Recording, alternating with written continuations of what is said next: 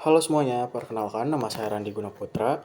Saat ini saya berkuliah di Universitas Multimedia Nusantara dan berasal dari jurusan Teknik Elektro angkatan 2025. Nah, jadi pada di kesempatan video kali ini, izinkan saya untuk membagikan pengalaman saya sebagai pemimpin yang pernah saya alami.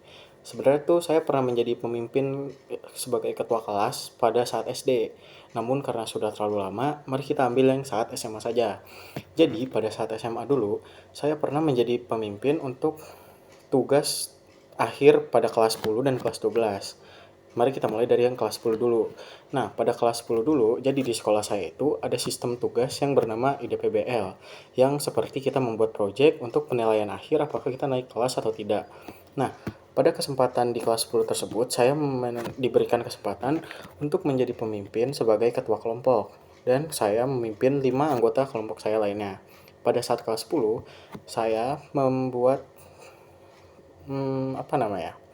Saya membuat tugas IDPBL dengan judul membuat obat nyamuk, seperti semprotan spray gitu.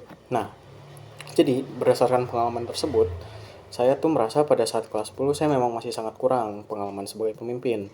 Mulai dari membagi tugas, memberikan arahan, ataupun bahkan kayak mendiskusikan bersama teman kelompok maupun kepada guru-guru yang membimbing.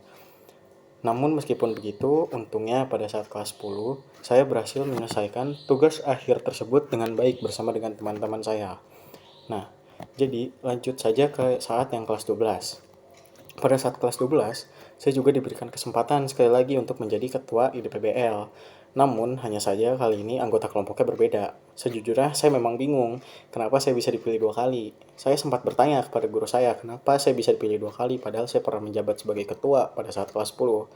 Dan guru saya pun memberikan jawaban yang menurut saya aneh. Karena dia bilang saya memiliki potensi sebagai ketua. Padahal diri saya sendiri merasa itu tidak layak untuk saya, karena saya merasa saya masih memiliki banyak kekurangan dan itu tanggung jawab yang besar bagi saya, karena kalau gagal, bukan hanya saya yang gagal, tapi saya membawa anggota-anggota saya. Nah, jadi singkatnya, pada saat kelas 12 itu, saya memiliki beberapa masalah dalam memimpin kelompok tersebut, sehingga pada saat sidang akhir di PBL, saya mengalami kegagalan, sehingga harus mengulang. Meskipun begitu, saat mengulang, kami pun akhirnya berhasil lulus dan menyelesaikan tugas akhir tersebut.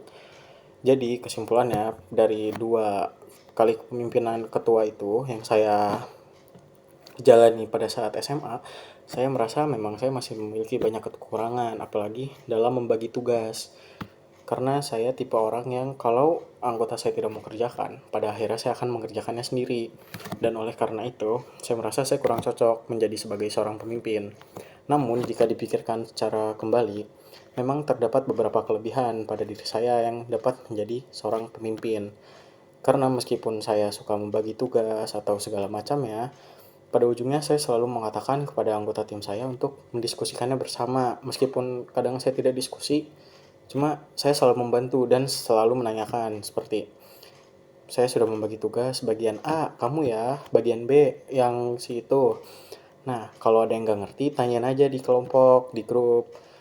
Nah, memang itu benar saya lakukan, karena setelah ada yang bertanya, kami pun mendiskusikannya langsung kepada guru. Namun kekurangannya adalah saya terlalu acuh dan tidak sering update. Kelebihan kedua yang saya memiliki mungkin karena saya tidak hanya menyuruh, tapi saya juga memberikan tugas kepada diri saya sendiri, dan biasanya memang tugas yang lebih berat dibandingkan yang lainnya karena saya sebagai ketua. Seperti misalnya pada saat ada masalah atau segala macamnya, pasti yang bertanya kepada guru adalah saya. Atau saat membuat laporan, mengurus ini itu pasti saya.